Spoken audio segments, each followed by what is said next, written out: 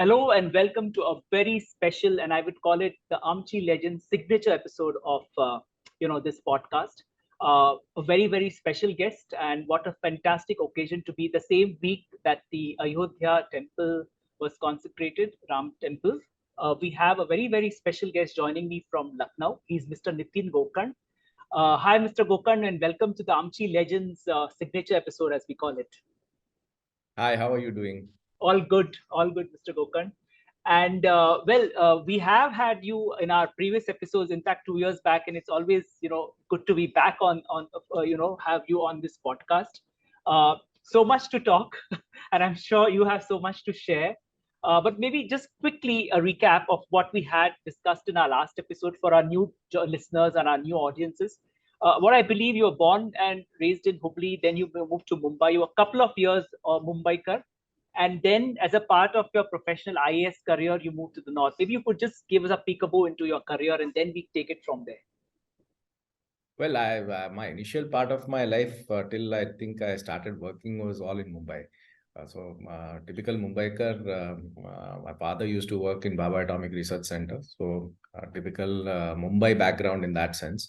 I never thought I'll leave Mumbai when I was there till I landed through the UPSC into government service. In fact, my first ever foray into the north was for giving the interview in Delhi for the UPSC. Okay, indeed interesting. So now today you are the additional chief secretary for the government of Uttar Pradesh. I believe you manage the housing and urban planning and the state taxes, which basically is the GST part. So tell us, how did this Ayodhya project or the infrastructure bit of it come into your lap? Well, it's a slightly longish story. I was working in 2018 onwards in housing and urban planning, but at that time the Ayodhya judgment hadn't yet come. When the Ayodhya judgment came, I had additional charge of PWD for some time, and then I was moved and shifted as a full-time PWD secretary. So during my PWD secretary tenure, this work of being a nodal department for the vision document for Ayodhya was entrusted to the Housing and Urban Planning Department. Of course, I was involved by being the PWD secretary at that time till I moved in 2022 as a housing secretary. The vision document was prepared by Lee Associates, and it was a very thorough exercise. Simply because for us, we've seen most of our district headquarters transform over the last few decades. But for some reason, Ayodhya remained the way it was. And I think till the smart city projects came up in Ayodhya a couple of years back, Ayodhya hadn't really seen much development over the last 3 decades. And I've seen Ayodhya right from 88, 89 onwards, when the so-called disputed structure also existed. I've seen the structure when it was, and I followed the entire thing up close quarters, met a lot of people then, and continue doing so, and seen its transformation to where it was and to what it is today. So, but that is a separate journey. But the journey of Ayodhya city as such, it remained very constrained. In fact, a lot of people were very despondent. They said that Sita Maiya, when she was sent to the forest, she gave a sharp that this city will never come up and all that. So there was a lot of despondency to the fact that they had been left behind compared to some of the other places. Simply because, see, Ayodhya, Mathura, Kashi, these are the most important religious places in UP for a very long. And while Mathura and Varanasi progressed, Ayodhya felt that they were left behind. Okay. So maybe walk us through when this whole project started. How was it, the experience? You've seen Ayodhya years back, and when you see it today, I'm sure it's a huge difference. Of course, thanks to you and your efforts of your team, which made that transitional difference. So maybe if you could just walk us through that. Well, the Ayodhya, when I saw it first in 88, there was just a small narrow street which goes through the city center, and there were small shops all along that place. And there was just one bridge which went and crossed into the Saryu River, and you went on to the other side, which was Gonda, Basti, and then onwards to Gorakhpur. In the interim, the good part was that NHAI had built a bypass for Ayodhya. So people would have no need to enter into Ayodhya city, would go by that bypass towards Gorakhpur. But Okay. apart from that, there was nothing much that had happened. So one of the first things that was entrusted to us when I was in PWD was to look at the entire transportation plan for Ayodhya. So we kind of designed the full ring road for Ayodhya. The what is called as the Chaurasi course, that's about 265 kilometers of ring road. Another one from the outer side for Ayodhya, and then the entry points right from the railway station to the bus stands to the airports to the main temple area, and to see how it can be expanded. So a very ambitious project was taken up, I think, in three parts, which is called the main Rampath, the Sugriv Kila Path, and the Janmabhoomi Path. All three were taken up and designed. That included shifting of all the utilities, including the overhanging bunch of electricity wires that are ubiquitous in all ancient towns. You know, you find those wires hanging around, and Yeah. you don't know where is going where. Those transformers bursting all the time, all those kind of issues. Totally And yeah, totally challenging. And the whole thing was actually a complete widening of a road which was actually non-existing. When where you could hardly walk with one car, you had to make almost like a four-lane road, and that entailed a lot of demolition of the appurtenant areas, and while taking it up for road widening, bringing in the utilities and making all utilities underground, Yeah. because the challenge it's not a road project again, it's a challenge of R&R for the existing people, True. as also shift of utilities, Yeah. which means utilities means sewerage, water supply, Yeah. electricity, everything Yeah. all done, the new networks laid, and then on top of it you then have the fresh road, plus then the road infrastructure with along with the beautification. So what you see today in terms of what the facade and the entire facade control and the wide roads that you see in Ayodhya, a lot of stuff has actually gone into it. Yeah. Several hours and days and So of almost meet. 2 years, 2 years plus, I'm sure, right? Yes, yes, it started 2 years plus, and that's how you see Ayodhya transform today. What you see on Yeah. various videos. It must have been very challenging, right? Because even it's not about just the infrastructure, but the minds of the people, to change that mindset of people staying there, convincing them. How tough, how challenging was that bit? I think the local administration felt very, very challenged in this. And the idea was that people should get whatever is the best Yeah. deal of the whole thing. Mm. A lot of people had very small shops, and they would have a small shop below and their residence above. So a lot of people were shifted out, and they were given alternative shops, Mm. for which the development authority made commercial complexes along with parking lots Yeah. wherever development authority had areas, and they were shifted and allotted shops. They were shifted and given houses built by the development authorities. So a lot of R&R went into it. Mm. The whole idea was the mindset of Yeah. making people ready to True. accept that this change. But once a specific momentum started building up, there was a resistance for a long time. But once the momentum started building up, people came forward and they voluntarily started to, some of them actually voluntarily demolished a part of their whatever was coming Fantastic. into. Mm. And that's how the transformation took place. Of course, all this was guided none less by the Honorable Chief Minister, because he himself went to the spot Yeah. on number of occasions, inspected the place, and gave directions within time to the district officials, and monitored it personally as to what was happening, Yeah. and kind of whatever the issues were there were sorted out at his level also. So a lot of personal attention from his side to Mm. see this transformation. Otherwise, it's very, very difficult as a project to execute. Completely understand. And now with the temple finally out there, and tourism, I'm sure is a very big thing. And it's not just about tourism, right? Now it's about the infrastructure, people planning to have houses, coming and buying properties. So how is Ayodhya set up as such? And because you've seen Ayodhya on a completely different lens, and now it's a completely different. Even have an airport now. So where do you see this going in a couple Well, of the years? Ayodhya, let's start from the airport. The Ayodhya airstrip was there. It was actually a non-functional airport. I mean, Okay. probably very few aircrafts of even of the state government, that is the of the honorable CM, would land there and take off. Yeah. Apart from that, there was nothing much. So a lot of land acquisition had to take place for expansion of the airport. The terminal building came into being. The air traffic control systems came into being. So all that took place. Then because the number of trains into Ayodhya needed to be increased, so the Yeah. platform numbers had to be increased.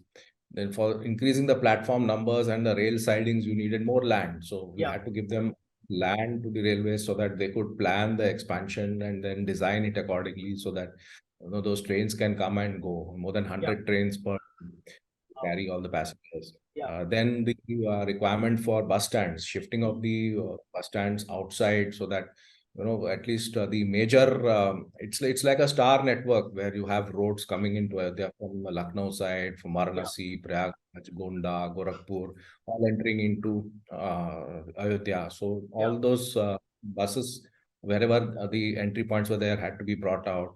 And then the entire beautification, right Mm. from the entry point inside, looking at the facade control, Yeah. looking at transformation of the visual experience, looking Mm. at the various beautification aspects of road infrastructure, where you get a look and feel that you are entering into Ramlala's Ayodhya, not just some town. Yeah. All that was actually planned and done, Yeah. and that was an exercise which I think took a better part of the last couple of years Mm. in terms of planning, execution, and detailing out every small aspect. Yeah. From the development authority side, we also brought out the revised master plan for Ayodhya, because Ayodhya master plan was last done in 1988, and there Oh. was no master plan in terms of the land use requirements, where Mm. Mm. suddenly a land requirement shot through the roof. But if everything is agriculture, I can't construct. True. So the whole master plan requirement of Ayodhya 20 years from now was brought in. The GIS-based master plan for Ayodhya was one of the first master plans that we finalized. We also increased the area of the development authority to encompass the entire district, because the original area was also pretty small because the city itself was small. Mm. Then the infrastructure that is being built has also been brought into the master plan. And now you have several layers in the master plan GIS, which Yeah. is including the transportation, the water supply, the everything is now available to the residents to find out where exactly, if I want to buy a plot of land, what is Mm. the land, whether I have water there, where is the electrical Yeah. connection, Yeah. whether there's sewer there. Those kind of things have been brought in. And also, we came up with something called the Navya Ayodhya. This Mm. is the most modern townships that is being planned in Ayodhya, Yeah. along the banks of the Saryu River on one side and the national highway on the one side. We have land which is on the other side of the national highway also. In fact, to the extent that we paid NHI from this project 350 crores just to elevate their national Wow. highway, so Mm. that we can get the people move seamlessly from one side of our place to the other, Wow. and uh, all the water blue layer, the green layer, the Mm. non-motorized transportation aspect, Yeah. the fact that the design is such that from the radials you can actually see Ramlala's temple standing at wherever you are, Beautiful. because as per the master plan controls, that is going to be the highest point in the city. Okay. All those have been brought in. And this was probably the last work that Dr. B.K. Doshi of Ahmedabad did for us. Mm. Uh, Okay. we got him on board. He was a bit reluctant initially, but we said that this is something which is once in a lifetime that you get. He was very excited to work with us on this entire design of Navya Ayodhya, based on the Vastu Shastra principle for urban planning, which is traditional Indian, plus the most modern urban planning principles, so that we will have the best of all blends, Indian Yeah. as well as modern, Yeah. in the total experience for Ayodhya. Mm. And I'm happy to inform also that we started registration of land for the mutts Okay. Amazing. and institutions and state post houses. A lot of people have evinced interest in our properties that are going to come up there. Wonderful. In fact, you would have had a lot of terrific interactions with the temple trust. As the days progressed, how were those interactions? How was the whole collaboration as such? See, the main point of interaction was how we are going to get the pilgrims who are going to come. Where are they going to stay? Because the numbers are humongous. Yeah, They are they've handled 5 lakh population coming and going in terms of pilgrims during, let's say, Ram Janmabhoomi or any specific occasion. But yeah, that's for a day. yeah, But imagine doing that over and over again every day, probably without even realizing that 5 lakh is just a small number. You can have going up to 10 lakh on certain specific days. Like yeah, Ram Navami is going to come now. The numbers are going to go through the roof. Nobody can estimate how much it is, yeah. especially because a lot of people from across the country would like to visit the place and have darshan uh, at least once in their lifetime. That's the sense one gets when one is interacting with people. The locals, of course, will like to do it on multiple occasions on specific days that, Yeah, those are business days. So you have to cater to that. So you have to absorb that kind of population coming into the city, yeah, for which the upgrading of the staying facilities, the boarding, lodging facilities, whoever is there, what extra rooms were all brought in under this umbrella. mm, A lot of one-to-one discussions took place, and parking sites were identified for vehicles, four-wheelers, as well as buses. Huge parking lots were brought out. Then tent cities were done, because immediately one can't revamp for 1 lakh people going to stay. yeah, So tent cities have been brought out with the modern tent facilities, along with the best sanitation yeah, facilities, water mm, supply and sanitation, all included, mm, so that people can experience Ayodhya and, spread a good word about it, about the facilities, about the overall experience, so that by word of mouth they impress upon others to also come and enjoy that. yeah. And I'm sure now you have really heard loads and loads of people visiting Ayodhya after this event. How is the administration managing this? I'm sure it's a huge challenge. Hey, it's a huge challenge, because see, after the Varanasi Kashi Vishwanath corridor took place, and people started coming in to experience that, the numbers in Varanasi went through the roof. I mean, they have counters there which count the number of people entering into the temple complex. So there it crossed 10 crores last year. Wow, wow. 10 crores is a huge, Huge number. huge. Yeah. And well, after Ayodhya has come, now the attention for everybody is towards Ayodhya. So somewhere around between 3 to 5 crores is what is being estimated. We are seeing those numbers already, because 5 lakh, 6 lakh people are coming daily. Yeah, 3 to 5 crores is going to be breached in no time. true. So it's going to be a big challenge. It's not just for people coming and going. You need logistics, you need Yeah, water supply, you need yeah, sewerage facilities, you need cleaning facilities, you need people to feel safe. So security aspects, yeah, everything needs to be run. So absolutely. that is the challenge. And I'm sure with the leadership of the Honorable Chief Minister, you guys have managed to bring Ayodhya to what it is today. How was it working with the Honorable Chief Minister, the teams, for you as an experience, personal experience? Well, the Honorable CM is a very hands-on chief minister. I mean, he actually not just sits in his office, but he's held several meetings in Ayodhya. I mean, a lot of us have probably done several days of meetings in Ayodhya, going through each and every project, going into its detailing, and not just in the meeting, but he would actually go and inspect on the site personally, Yeah, at night, at day, various times of the day, and see what is the actual progress on the ground. And if it was not satisfactory, pull up people for lack of progress, or yeah, if the quality was not good, then he would pull up people. So it was something which was a very different kind of an experience, where the highest political executive himself was completely involved in this entire exercise. A lot of decision making also became very yeah, fast tracking issues that normally take a long time. All those got discussed and resolved in meetings also. So and it's not just in the state government. There are several central agencies also involved, because you had NHI, you had civil aviation, you had railways, you yeah, had others also who would participate in these meetings, and then they would be told that this is what needs to be done, get it done through government of India, and they also delivered. So the point of the whole thing is that a lot of coordination effort has gone in, yeah. led right from the front by our honorable chief minister.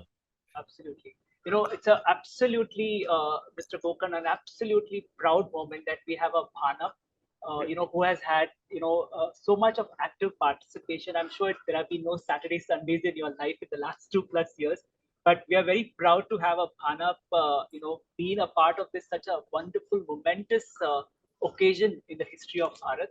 Uh, Thank you so much for joining on this very special signature episode of Aamchi Legends. Best wishes to you and your career. And of course, I must also add here that the wishes are for you and your entire team who have really had, I'm sure, very challenging, but at the same time, end of the day, a very satisfying day, end of the day. How was it? How was it? Extremely satisfying. I think these are one of the highlights of one's career, lifetime memories in terms of the to see a place get transformed within one's own lifetime is something which is really momentous. Because as I said, I saw Ayodhya in '88, Yeah, and I mean, I can describe how Ayodhya looked like, but when I crossed the Saryu River and went on to the other side towards Gonda, Basti, those areas, there were hardly any houses that were pakka houses. In an entire state, you had just one or two houses that were pakka, and the whole village road network was in shambles. There was no village road as such. yeah, You couldn't enter those villages once the monsoon set in. yeah, I mean, we as a country from there till where we are today, that every village can go any time of the year. You have 100% pakka houses. Those years, days of safety and security in the villages, those yeah, nightmares that you hear about, that's no longer there. You see cities that are vibrant, and you now see cities that are aspirational. The people yeah. who are in the villages are aspiring for better lives today. True, true. Uh, that entire transformation from a despondency side to Yeah, a real optimistic side of human existence through the cities, that has actually come up, which is very, absolutely. very. Absolutely. I'm sure that's that momentous journey, right, of seeing that Vikasit Bharat, in this Amrit Kal. Thank you once again so much for joining on the signature episode of Aamchi Legends, Mr. Gokarn. Thank you so much.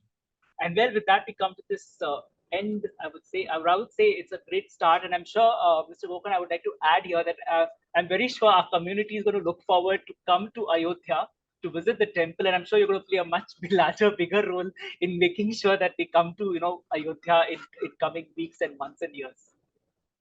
Yes, most welcome, but don't come right now. I mean, right Yeah, now it's yeah, it needs quite. time to settle down. Yeah, agree. Let things settle down, and Settle then you can sit and do come with your families. Don't come alone. down. Absolutely.